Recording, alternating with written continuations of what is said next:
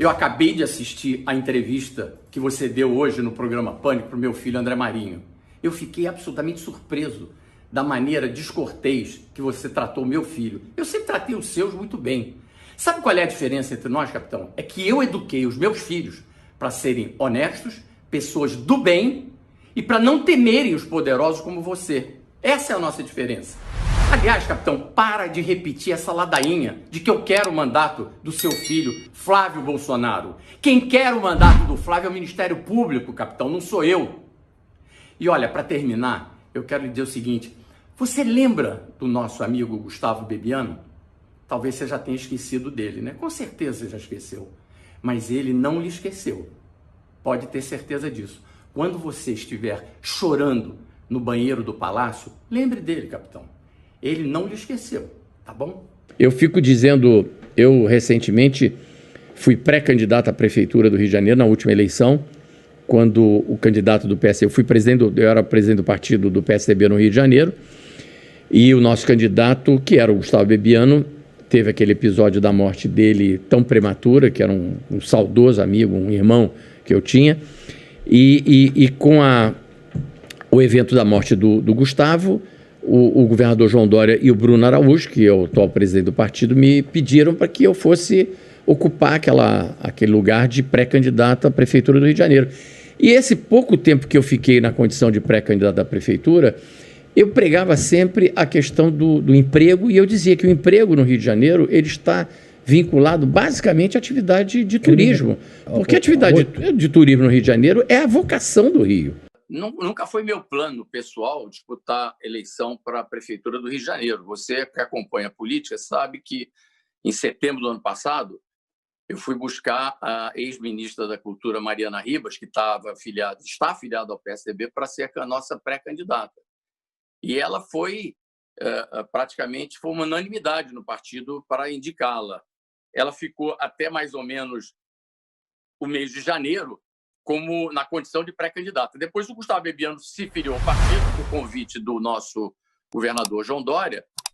E quando a Mariana, em janeiro, achou, por motivos pessoais, que já não era mais um projeto viável para ela continuar sendo candidata, o Gustavo Bebiano se tornou naturalmente o candidato do partido. E ele iria fazer, com certeza absoluta, uma presença muito boa nessa eleição. Arrisco dizer, inclusive, que eu acho que ele ia ganhar a eleição. Ele estava muito animado, você o conheceu de perto durante a campanha do presidente Bolsonaro, e acho que, enfim, seria para nós, para o PSDB, o melhor candidato que tinha naquela ocasião. Portanto, nós fomos surpreendidos por uma tragédia. A mim, pessoalmente, uma tragédia pessoal muito grande, porque eu perdi um amigo, um irmão. E para o partido foi irreparável, porque nós perdemos um candidato no meio da campanha, há 10 dias de término do prazo das filiações, inclusive. E você sabe que os candidatos, os pré-candidatos a vereadoras e vereadores do partido, eles se pautam muito pelo candidato majoritário do partido, até porque não há mais coligação na proporcional. Então, é importante que os partidos também tenham os seus candidatos próprios. E aí não faltou, o governador João Dória me telefonou me dizendo: olha, Paulo, não há outra alternativa no partido hoje que não seja o seu nome. E eu, obviamente, aceitei empunhar essa bandeira e me tornei pré-candidato. Isso eu estou explicando para responder a sua pergunta, sem nunca ter pensado nessa possibilidade. Então, essas acusações que fazem agora, elas são, enfim, elas não têm nenhum sentido, porque, enfim, eu entrei nessa disputa por uma questão circunstancial absolutamente trágica, entendeu? Com relação à motivação de só agora, eu vou te responder. Primeiro, a morte do Gustavo Bebiano. Gustavo é uma pessoa que... o Bebiano foi uma pessoa que... Você sabe o quanto ele foi importante na campanha do Bolsonaro, porque você cobriu a campanha do Bolsonaro aqui na porta da minha casa durante meses. Então, você sabe a importância que ele teve naquela campanha. E ele era uma pessoa que não tinha ambições políticas nem de poder, nunca teve. Ele era uma pessoa que estava ali, de fato, acreditando que estava ajudando a eleger o mito. Coisa que, aliás, desculpa, eu nunca achei que o capitão fosse um mito. Eu achei que ele era o político que encarnava, naquele momento, o sentimento coletivo da população majoritária do antipetismo.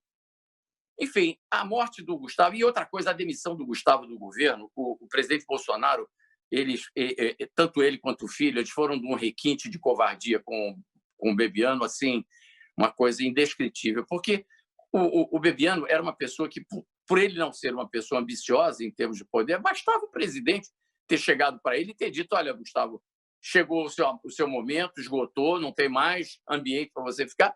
Ele teria esvaziado as gavetas e teria ido embora. Mas não, o presidente Bolsonaro não se satisfez em apenas demitir o Bebiano. Ele demitiu o Bebiano e tentou macular a reputação dele, dizendo que ele era traidor. Ele chegou à loucura de insinuar que o Bebiano teria alguma participação com a tentativa, com o atentado do Adélio. Aí, realmente, aquilo foi me dando uma revolta, porque como o Bebiano não está aí para se defender, eu achei que eu tinha que tomar essa atitude agora. E segundo motivo maior também foi que, com a demissão do ministro Moro, que, enquanto juiz, prestou os maiores serviços a esse país, eu acho que não tem outro brasileiro que tenha feito tanto pelo combate à corrupção do que o juiz Moro, na hora que ele deixa de ser uma pessoa do interesse da família Bolsonaro e que é demitido, a família Bolsonaro, com aquele estilo deles do gabinete do ódio, querem macular a reputação do juiz Moro. E eu achei que o fato que eu tinha para narrar se encaixava na narrativa do ex-ministro. E aí eu disse: agora que eu tenho que contar essa história. Foi isso, à custa de um sacrifício pessoal imenso. Porque você imagina o que é você chegar e botar para fora contar uma história como essa contra pessoas que envolvem pessoas que um é senador da República e o outro é presidente da República, com a família que preside o Brasil. Obviamente que eu imagino, e com esse bando de doidos soltos aí pelas ruas, apoiando, enfim, esse projeto político. Eu prevejo daqui a alguns dias o presidente da República e o canalha mau caráter do ministro Paulo Guedes repetindo o seguinte discurso: nós vamos ser obrigados a dar um valor de auxílio limitado a essa miséria de R$150 a R$250 por cidadão brasileiro, que é o que quer o ministro Paulo Guedes. Eu tenho o direito de vir aqui chamar o ministro do governo brasileiro de canalha, de mau caráter. Aonde é que está o mau caráter do Paulo Guedes? Não retire e acrescento: canalha, mau caráter e bandido. Para se respeitar, primeiro você se dá respeito.